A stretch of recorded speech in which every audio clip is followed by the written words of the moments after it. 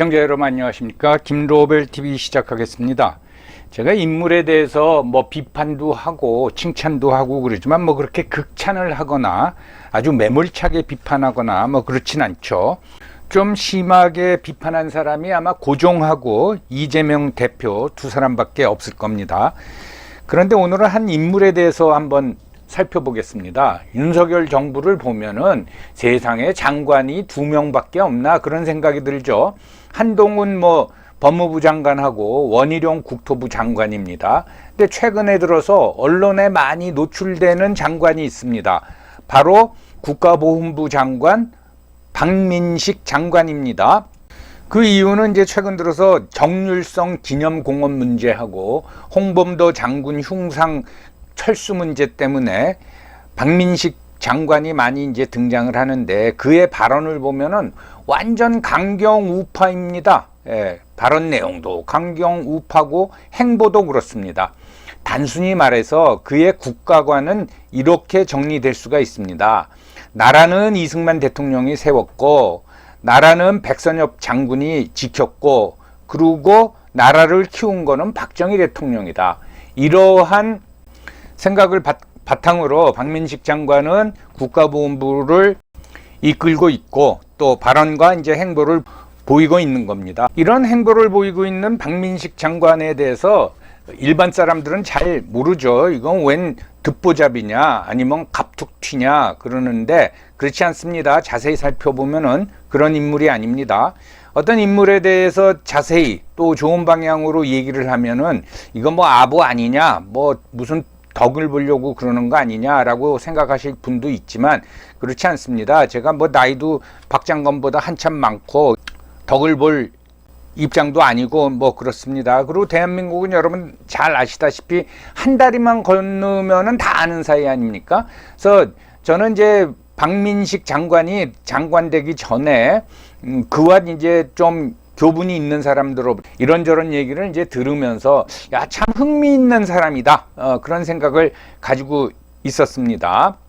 박민식 장관은 정말 스토리를 가지고 있습니다.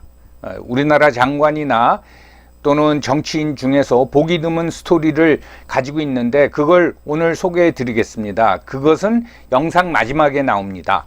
그리고 이제 본격적으로 말씀드리기 전에 짧은 영상 클립을 하나 보시겠습니다. 의원님, 색깔론은 아닌 사람한테 낙인 찍는 게 색깔론입니다. 인민군을 인민군이라고 하는 게 왜 색깔론입니까? 시청하시는 분들께 구독과 좋아요 부탁드립니다. 박민식 장관은 이제 1965년생으로 부산에서 태어났습니다. 그러니까 이제 58세니까 적은 나이는 아니죠. 근데 밑에 사진에서 보시 굉장히 동안입니다. 그리고 선은 굵지 않은데 잘생겼다고 할 수 있습니다. 그래서 초등학교, 중학교, 고등학교를 부산에서 다 나오고 대학은 서울대 외교학과를 입학을 해서 1988년도에 졸업을 했습니다. 그리고 국회의원을 2차례 지냈습니다. 2008년서부터 2016년까지 2번 지냈는데 그 후 선거에서 2016년도 선거와 2020년도 선거에서는 민주당 이제 전재수 의원한테 졌습니다. 그러니까 2016년도에 이제 국회의원을 그만두고 그냥 그 원외 정치인으로 활동하다가 2022년에 윤석열 대통령 후보 정무특보를 맡으면서 윤석열 대통령의 당선을 도왔고 그리고 정부가 출범하면서 2022년 5월 13일에 국가보훈처, 당시는 보훈처였죠. 처장으로 있다가 얼마 전에 국가보훈처가 국가보훈부가 되면서 지금 이제 국가보훈부 장관이 됐습니다. 여기에 무슨 스토리가 있느냐? 그 스토리는 나중에 말씀을 드리겠습니다. 박민식 장관은 보안처장으로 지명될 때부터 우파 강성 발언과 행보로 좌파 매체로부터 많은 비판을 받았습니다. 사실 그 인사청문회 때도 논란이 많이 있었습니다. 근데 어쨌든 보훈처장에 임명되고 나서 우리가 좀 생각해 보면은 기억나는 게 그 김원웅 회장이 광복회 운영을 하면서 여러 가지 이제 비리를 저질렀는데 그걸 감사를 했죠. 그래서 그 결과를 자신이 직접 발표를 했습니다. 그리고 또 이승만 초대 대통령 57주기 추모식에 참석해서 추도사를 했습니다. 역대 보훈처장 중에서 이승만 대통령의 그 추모식에 참석한 사람은 거의 없습니다. 그래서 뭐 거기서 그치지 않고 또 백선엽 장군 2주기 행사에도 참석을 했죠. 백선엽 장군은 사망한 후에 대전에 있는 국립현충원에 모시려고 했는데 우리나라 좌파들이 몰려가서 파묘를 해버리겠다 해가지고 논란을 많이 빚은 적이 있습니다. 그런데 백선엽 장군 2주기 행사에 이제 참석을 했죠. 그러니까 좌파로부터 더 미운 털이 박혔겠죠. 그것뿐만 아니라 탈북 국군포로 이규일 씨가 사망을 하니까 그 빈소에 찾아가서 또 참배를 했습니다. 그리고 인사청문회 때도 그 당시엔 그냥 개인적인 의견이다 하면서 이승만 대통령 기념관 건립을 자기가 추진하겠다라고 해서 야당 의원으로부터 엄청난 비판을 받았는데 장관이 된 후에 그거를 지금 이제 추진 중에 있습니다. 그리고 지난 7월이죠. 그 경북 칠곡 6.25 전쟁 당시 가장 치열한 전투라고 하는 다부동 전투 그 전적 기념관이 있는데 거기에 이제 백선엽 장군을 존경하는 사람들이 모여가지고 백선엽 장군 동상 건립을 이제 추진을 했습니다. 그게 제막식이 7월에 있었는데 거기에 참석해서 이제 축사도 했죠. 예. 물론 이건 민간인 자금으로 동상을 건립을 했지만은 그 과정에서 국가보훈처 또는 국가보훈부가 상당히 이제 지원을 해준 건 사실입니다. 거기 이제 백선엽 장군이 딱 강건한 모습으로 서 있는데 그 옆에 쓰여 있는 게 영웅을 기억하는 나라. 영웅을 기억하는 나라. 여기서 한테 영웅이라는 거는 대한민국을 지킨 사람입니다. 이런 행보를 보이니까 참 우리나라 좌파 매체들은 정말 박민식 장관을 싫어합니다. 그런 이제 강경 우파적 발언과 행보를 보였지만은 그렇게 뭐 일반 국민들한테 관심을 끌진 않았습니다. 근데 최근 들어서 우리 정가가 정률성 기념공원 문제하고 홍범도 장군 흉상 문제를 가지고 논쟁이 벌어지면서 박민식 장관이 언론에 많이 노출되게 된 거죠. 먼저 중국이 지난 5월에 그 리순 감옥 박물관 내에 안중근 의사 전시실이 있는데 이걸 폐쇄했습니다.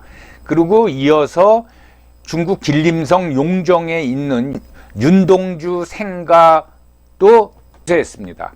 그 이유는 무슨 뭐 보수공사를 하기 위해서 일시에 폐쇄했다 하는데 그런 사실이 알려지니까 박민식 장관이 이제 한마디 했습니다. 그거는 소인배나 갈 법한 길을 가고 있는 거다.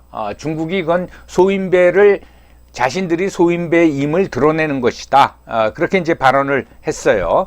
근데 이제 외무부는 뭐라 그랬냐면은 특히 이제 리순 감옥 안중근 의사 전시실에 대해서 이게 100년이 넘은 오래된 건물이라서 매년 그때 그러니까 5월쯤 되면은 문을 닫고 내부 보수 공사를 하고 있다. 이렇게 약간 이제 중국 정부의 입장을 두둔해 줬는데 물론 외교부로서는 그럴 수 있지만은 이게 뭐 정례적인 보수 공사 때문에 2달 넘게 폐쇄시키고 뭐 언제 다시 재개관을 하겠다라는 발표도 없는 것이 아니라 우리나라와 중국 관계가 좀 소원해지니까 이런 본보기를 보인 거죠.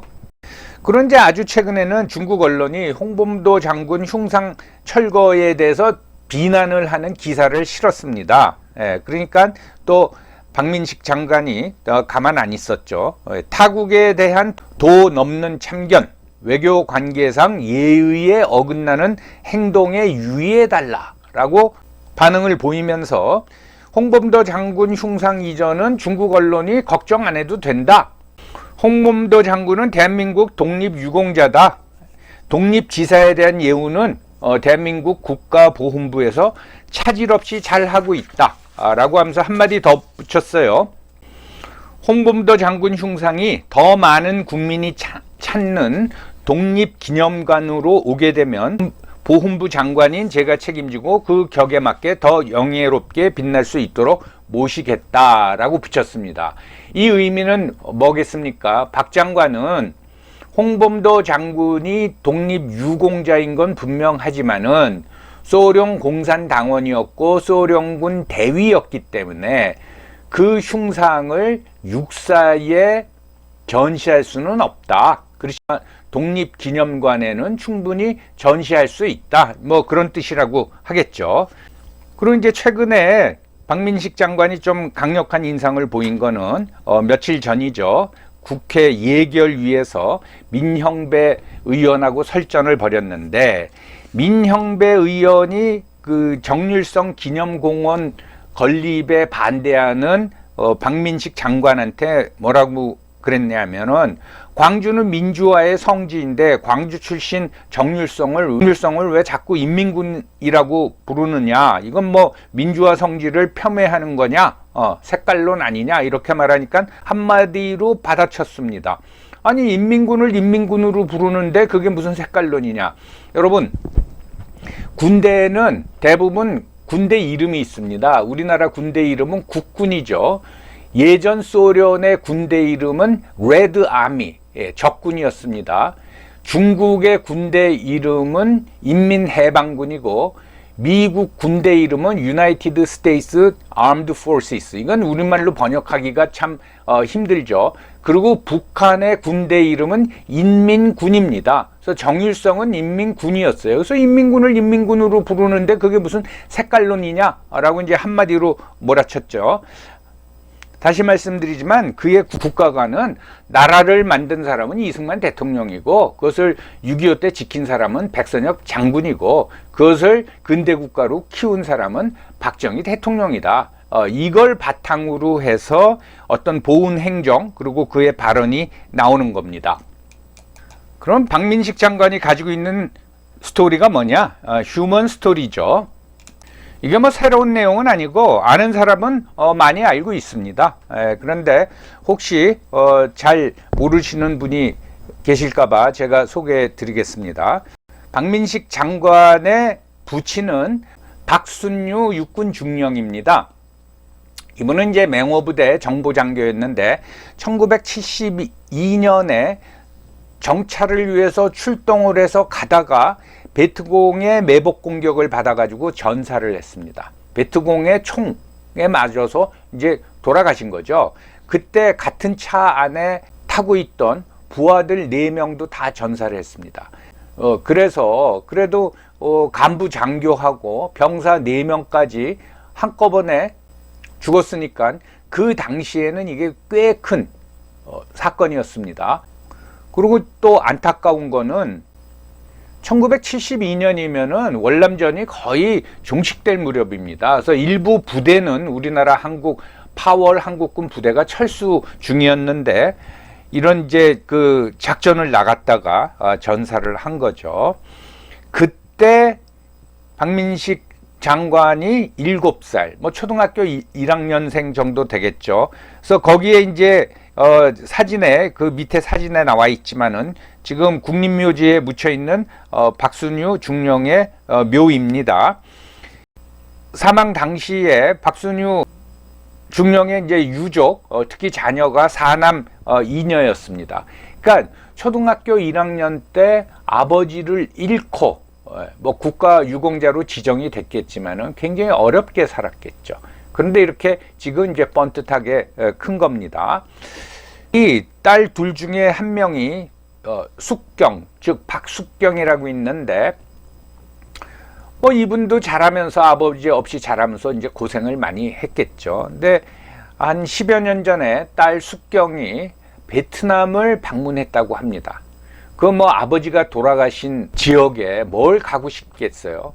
가서 걸떨히 생각했답니다. 아, 이 사람들 또는 이 베트공들이 우리 아버지를 죽였는데 내가 이 사람에 대해서, 이 베트남 사람들에 대해서 어떤 감정을 가져야 되나, 어떤 태도를 가져야 되나, 그걸 고민을 많이 하다가 결론 내린 게 화해다 해서 베트남 학생들을 위한 장학 사업을 지금 벌이고 있습니다. 굉장히 오랫동안 지금 지속이 되고 있습니다. 그래서 아마 4남 2녀 자녀들이 다들 자기 역할을 하면서 성장한 것 같습니다. 자, 어려운 가운데서도 박민식 장관이 대학은 서울대 외교학과를 졸업했다고 말씀을 드렸죠. 그러면서 졸업하는 해에 1988년도에 외무고시에 합격을 합니다. 그러니까 참 공부를 열심히 했다고 봐야겠죠. 그래서 외무부에 근무를 해요. 실질적으로 한 2년 내지 3년 정도 근무한 걸로 저는 알고 있습니다.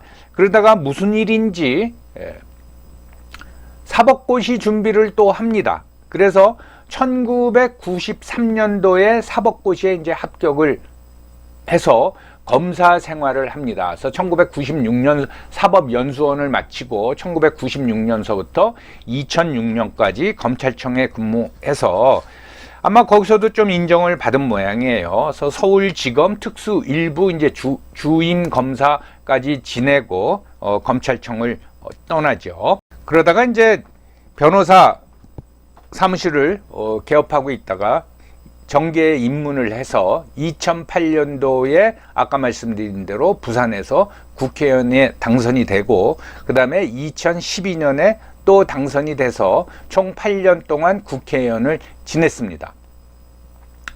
그런데 2016년도 선거에서 지구 원외 정치인 생활을 하다가 결국은 윤석열 정부가 출범하면서 국가보훈처 처장 그리고 이제 국가보훈부 장관을 지금까지 수행하고 있는 거죠.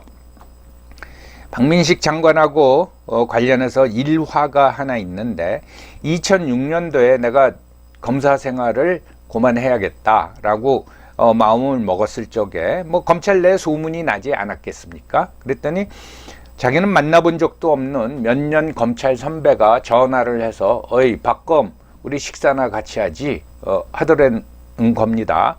그래서 거기 나갔더니 이제 중국집에서 밥을 먹으면서 그 선배가 하는 말이 어이 박검 당신은 변호사 개업을 해도 돈 벌 인상이 아니야. 그냥 당신은 여기 검찰에 계속 있는 게 나아 라고 이제 충고를 하더라는 겁니다.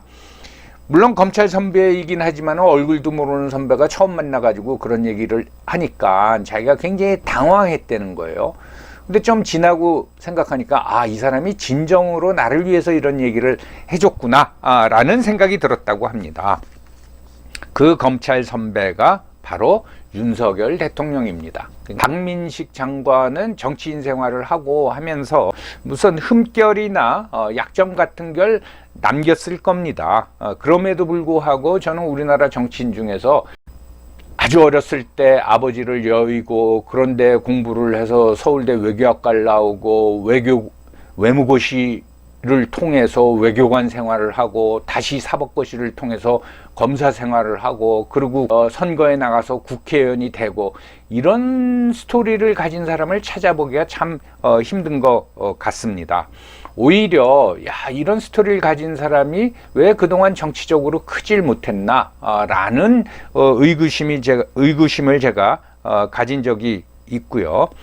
마지막으로 이건 진짜 쓸데없는 말인데 저는 이제 장관이 되고 나서 이런 강성 행보를 보이는 걸 보고 지금 여권 내에 PK 주자가 없다. 물론 이제 부산시장 박형준 시장이 있긴 하지만은 그래도 좀 더 참신한 사람을 하나 내세워야 되지 않겠느냐. 내가 보기에는 PK 주자로 박민식 장관이 적합한 것 같다. 아무튼 여러분들은 어떻게 하실지 모르지만은 저는 이제 개인적으로 굉장히 흥미를 가지고 바라본 사람이고 저는 이렇게 생각을 합니다. 그 박 장관이 서울대를 나오고 외교관 생활을 하고 검찰 생활을 하고 그것도 중요하지만 사람이 강단이 있더라고요. 그래서 저는 눈여겨본다 라고 다시 말씀을 드립니다. 여러분 오늘도 시청해 주셔서 감사합니다.